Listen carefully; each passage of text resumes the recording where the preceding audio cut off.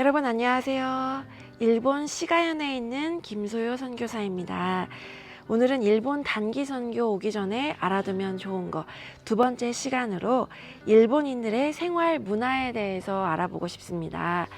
오늘 저는요, 여기 저희 교회에서 한 3분 거리 되는 이 역 근처에 나와 있습니다. 여기가 아주 일본스러운 느낌을 갖고 있는데요. 제가 일본에 와서 느낀 것은 정말로 사람들의 생활에 아주 밀접하게 절과 신사가 연결되어 있다는 것입니다.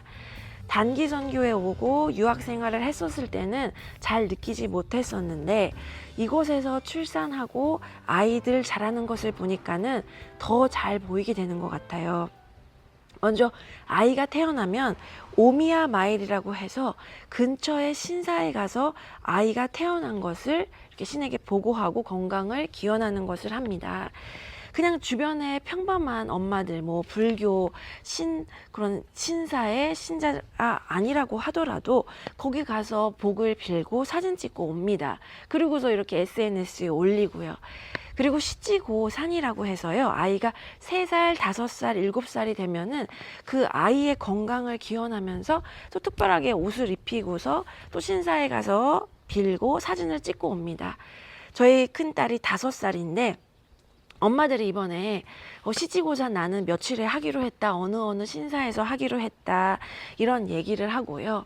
또 저한테도 물어보죠. 한국에서는 뭐 시지고산 같은 거 없냐.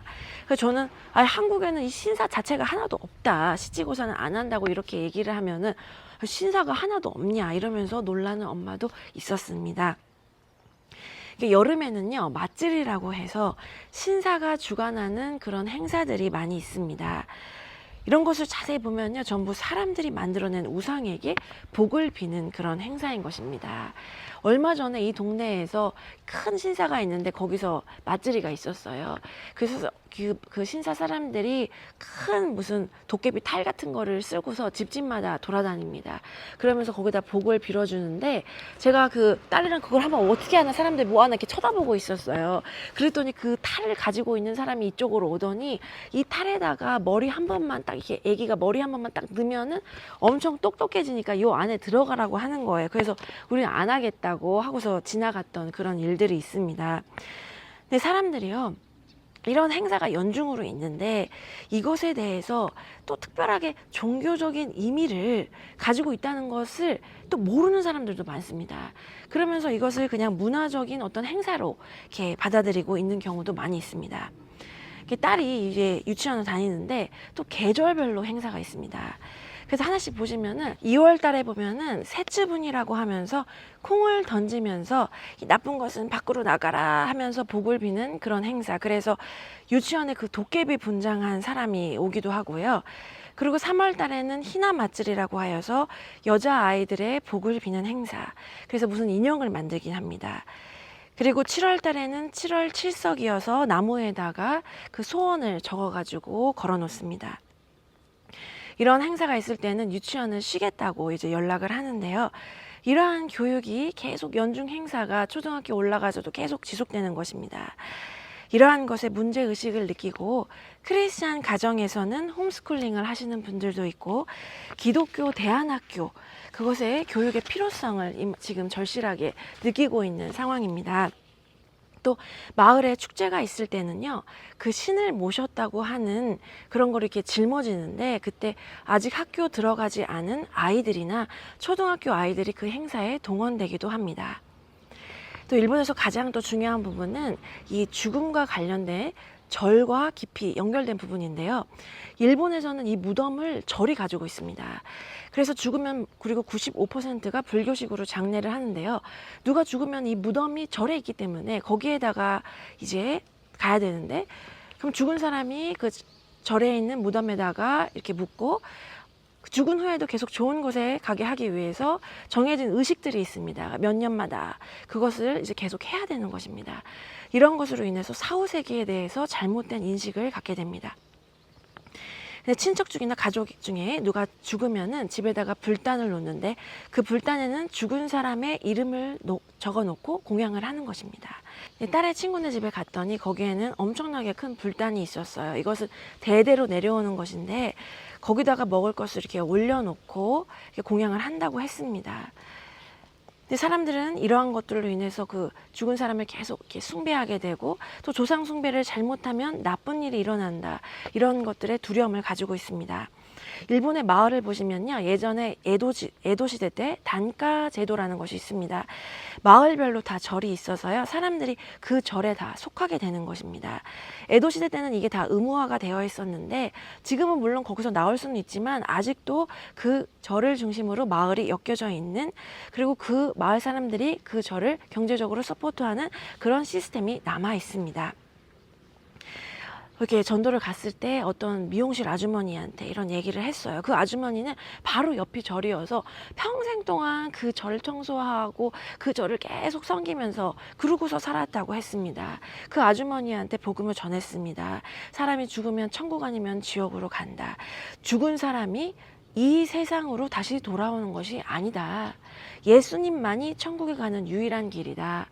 예수님을 오늘 믿으면 내가 당장 내일 죽는다고 하더라도 나는 천국에 가는 확신이 있다. 나를 위해서, 내가 죽었을 때 내 자손들이 나를 위해서 계속 공양해 줘야 되는 것이 아니다. 이런 얘기를 하면서 예수님의 진리는 우리를 자유롭게 하는 것이다, 이렇게 얘기를 했습니다. 근데 그 아주머니가 자기도 절을 계속 이렇게 나가면서 힘들다는 거예요. 근데 이 예수님의 복음의 진리가 얼마나 사람을 자유하게 하는 것입니까? 평생 동안 이렇게 죽은 사람을 섬겨야 이렇게 제사를 지내야 된다는 거, 안 그러면 자손들에게 벌이 온다는 것이 얼마나 사람을 묶고 있는 것입니까? 이런 얘기를 하였을 때 좋은 생각이라고 생각되어도 자기가 평생 동안 이곳에서 태어나서 이렇게 생활을 해왔기 때문에 이것을 선뜻 버리기가 힘들다는 것입니다. 내가 이 또 절에서 빠져나가면 다른 사람들이 뭐라고 생각할까, 이러한 생각도 든다는 것이죠. 하지만 이러한 가운데서도 나는 크리스찬이 되어서 이 마을에서 왕따를 당한다고 하더라도 이 단가 제도에서 나오겠다, 이 절에서 나오겠다 하면서 결단하신 분들이 있습니다. 또 크리스찬이 되었기 때문에 집에 있는 불단을 버리겠다고 결단을 하고 그것을 버리는 분들, 그러면서 예수님을 믿는 분들도 있습니다. 작년에 우리 교회에서 일본 분과 결혼하신 싱가포르 여성분이 예수님을 믿게 됐습니다. 그러면서 이 집에 있는 우상을 다 버리고 싶다고 하셨어요. 이 불단을 처리하고 싶다고 하셨어요. 이제 사람들은 이 불단을 버릴 때 그 속에서 무슨 영혼을 빼낸 다음에 또 절에 돈을 많이 준 다음에서야 이것을 버릴 수 있다는 그런 것들 때문에 또 버리기를 두려워합니다. 근데 우리가 이 불단을 판 그 상점이 있잖아요. 거기다 전화를 해서 우리 이거를 다시 반품하고 싶은데 되냐 그랬더니 그냥 쓰레기 소각장에다가 스티커를 붙여서 버리면 된다고 하셨어요. 그냥 쓰레기라는 거죠. 그냥 버리면 된다고 하는 것이에요. 제가 살고 있는 이 지역은 불교와 깊이 유착된 마을이라서 평생 동안 절과 신사를 위해 일해온 사람들이 많이 있습니다. 그런데 거기에 정말로 구원이 있다고 생각하고 크게 믿고 있는 사람들은 많지 않는 것 같습니다. 자기가 평생 동안 해왔던 것이라서 자기는 이것밖에 모른다고 그렇게 말을 하는 것을 보면서 정말 안타까운 마음이 들었어요. 지금까지 일본의 상황에 대해서 알아보았는데 여러 가지로 우상숭배의 문화가 만연해 있는 곳입니다. 그렇지만 하나님께는 전혀 장애물이 아니죠. 일본의 불교가 너무 세서 그래서 예수님을 못 믿는다 이러면은 그 종교가 예수님보다 더 세다는 것이 되니까 그것은 아니죠. 주님께는 아무런 문제가 되지 않습니다. 그렇기 때문에 우리가 해야 될 것은 우리가 함께 하나님께서 일해 주시기를 기도하기를 원합니다. 제가 이곳에 와서 일본 사람들 도대체 왜 이러냐 이런 생각을 가진 적도 있지만 내가 구원받은 것은 하나님의 은혜 때문이다. 내가 하나님의 은혜를 받지 않았다면 나도 우상숭배 가운데 있을 것이다.